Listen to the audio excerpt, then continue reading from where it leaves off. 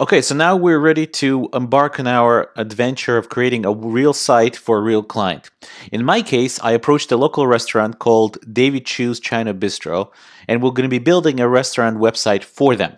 Now, before we go and visit with the client, let's go over some rules and just basic ideas so you're not completely in the dark. Now, obviously, this is not going to be a comprehensive business strategies or comprehensive how to deal with clients, but some basic ground rules just so we understand where we're coming from.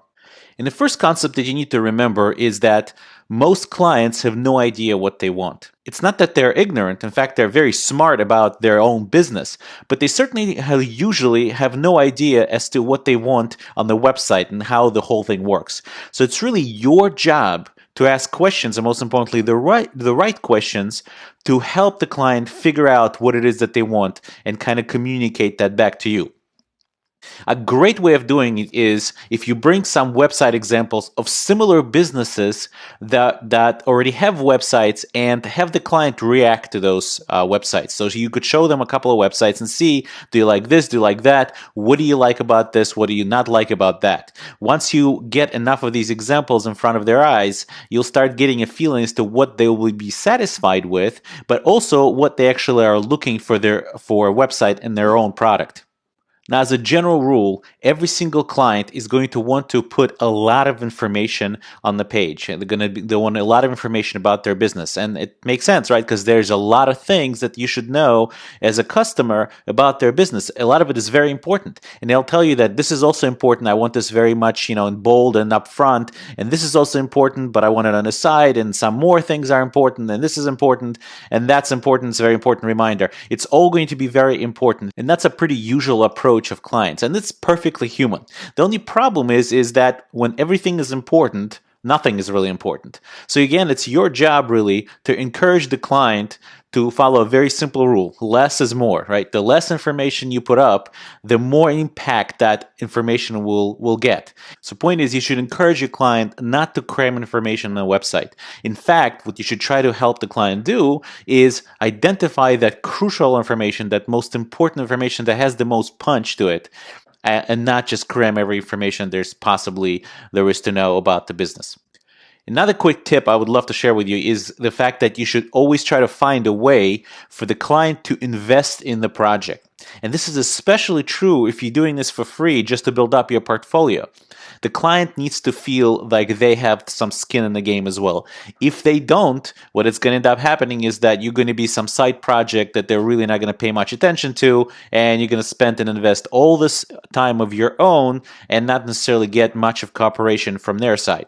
So have them do something. Even if you're doing this for free, have them commit at least to pay for product photography, if that makes sense. Or have them commit to provide products that you need, in order to demo it. Or maybe, if you find your own photographer that's willing to do this for free, which I'm going to talk to in a minute about, at least they will provide the product and they will have some actual real investment, some money investment in the game, even if it's not super huge in amount, but as long as they actually are spending something, they have at least a little bit of an investment that they'll want to take the entire project much more seriously.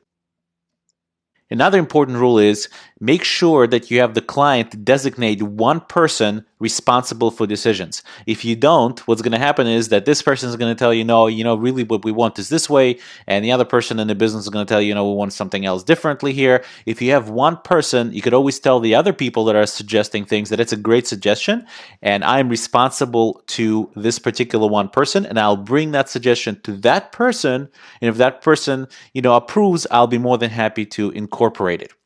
Which brings me to another point. Limit the number of revisions up front. Make sure you communicate to the client up front, have them even sign a contract, have them sign that this is the number of revisions that I'm willing to make. Because obviously, the clients can go on forever and ever and ever, and your time is limited. Now, if it's a paying job, don't limit revisions, out of hand, but limit the number of free revisions. If you say I will, revise the site, within reason, not completely turn it upside down, but within reason, I'll revise it up to like 3 times for free. And from then on, I'll have to charge you per hour. You'll figure out how you want to structure it. Now, for a really comprehensive as to what to ask your client, I highly suggest you Google Web Development Client Questionnaire, and you will see a whole bunch of resources that you could draw from to really find out how to ask these questions and what kind of answers to look for, just to learn a little bit about what this interaction is like if you've never done this before yourself. Now, another quick tip I'd like to share with you is you should try to involve others if you need it. So, for example, if you're not a super duper graphic designer and we're really concentrating on coding things, not really designing per se, you could contact the local college and see if a graphic designer student wants to join you and provide some free design services and put that on their resume. You'll get to do the coding, they'll get to do the design, and so on. If there's makes sense for your website that you're trying to create that you need some photography, like photography of products, you could do the same thing. You could find a photographer that is, a young budding photographer that is willing to do things for free, as long as obviously he's mentioned and credited, and he's able to put that on his resume, his or her resume. And that way, you'll be able to collect a couple of professional resources that you won't feel like you have to do everything by yourself in order to produce something that really looks pretty professional. Now, in my case, for the David Choo's China's Bistro, I got pretty lucky because my wife happens to be a graphic designer, so she will help me with the design, at least preliminary design of the layout of the site. And my son happens to be a photographer, or at least a starting photographer, and he is more than willing to provide the food photography service. Now, I'll follow my own advice. I will still have the restaurant owner invest in this project. And the way they will invest is they agree to provide every single item on the menu to provide for us just so we could take proper pictures of those items. And that's a pretty hefty investment because they have to keep the staff after hours and cook basically every single item on the menu and provide it for us. So it's hours and hours of their work, but it's something that shows the client is involved and the client is committed. And that's very important. Now, another thing is definitely don't go into the meeting with the client without first finding out what does the client have right now? What kind of website do they have? What information is being displayed? Just to learn a little bit about the business. In my case, the David Choo's China Bistro has the following website. Let's go ahead and take a look at it. Okay, so here's the site. It's clearly put up on some free service of some, maybe it's not free, but right off of their phone number. That's their domain name. And you can see all it is a picture, actually. If we take a look, it looks like, yeah, it's a picture. It's a picture of their menu. And I could see right off the bat that they have different categories in their menu, which is, I guess, pretty standard. But the website is definitely pretty horrible in terms of in terms of user experience, and certainly doesn't show you the business in all its glory. So we're going to go ahead and try to fix that. So let's summarize. First of all, don't forget to bring some examples of other websites to help your client figure out what they want.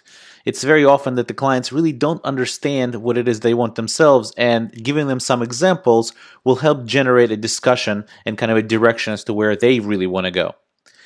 Also, encourage your client to use less information. It's a knee-jerk reaction just about everybody who is not in the industry to try to cram as much information as possible, and it's almost always the wrong way to go. It's better to have less and more potent information to their customers than have tons of information where everything gets lost.